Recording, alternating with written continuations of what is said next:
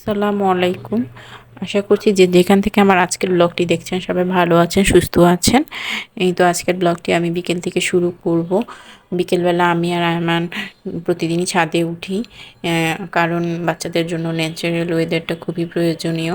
এখনকার সময়ে তো আরও বেশি প্রয়োজনীয়।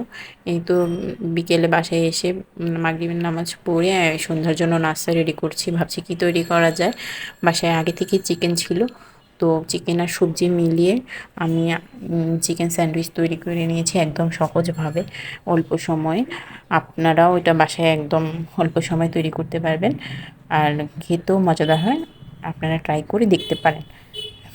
এই তো আমি পাশের চুলায় চা বসিয়ে দিয়েছি। আমাদের বাসায় চা অনেক পছন্দ করে সবাই, দুধ চা বিশেষ করে। আর মানে বাবা তো একদমই দুধ চা ছাড়া অন্য চা খেতে পারে না। অন্যদিকে আমি দুধ চা একদমই খাই না। আপনারা যারা আমার ব্লগ দেখেন তারাও জানেন আমি সকালে আর বিকালে গ্রিন টি খাওয়ার চেষ্টা করি। এই তো আমি রাতের জন্য সব ঠিক করে নিচ্ছি। আর আপনাদের সাথে আজকে একটা জরুরি তথ্য শেয়ার করব। সেটি হলো অনেকেই জানতে চান যারা নতুন, যে কিভাবে ইউটিউবে বা ফেসবুকে ভিডিও শেয়ার করব, আর এটার জন্য কোন ভিডিও এডিট করার জন্য কোন অ্যাপস ব্যবহার করতে হয়। আজকে আমি ইউটিউবের জন্য কোন অ্যাপস ব্যবহার করি ভিডিও এডিট করার জন্য তা আপনাদের সাথে শেয়ার করব। আমি প্রথমে প্লে স্টোরে যাব।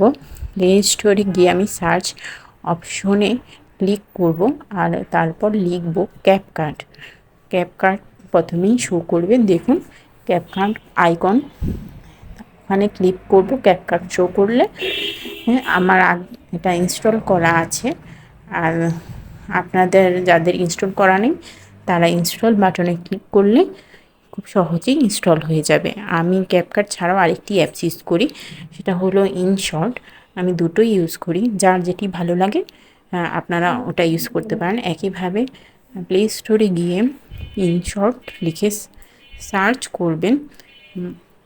সার্চ করলে শর্ট শো করবে, আপনারা ইনশর্টে ক্লিক করবেন। এবং ইনশর্টে আমার আগে থেকেই অ্যাড করা আছে, তাই আপনাদের যাদের অ্যাড করা নেই তাদের ক্ষেত্রে এটা ইনস্টল আসবে। আপনারা ইনস্টল অপশানে ক্লিক করলে আপনাদের মোবাইলে ইনস্টল হয়ে যাবে। আর এটা দিয়ে আপনারা সুন্দর সুন্দর ভিডিও তৈরি করে এডিট করে সোশ্যাল মিডিয়াতে শেয়ার করতে পারবেন। আশা করছি আমার আজকের তথ্যটি আপনাদের জন্য খুবই কাজে লাগবে। আর আপনাদের যদি আমার ভিডিওটি ভালো লেগে থাকে অবশ্যই আমার পাশে থাকবেন।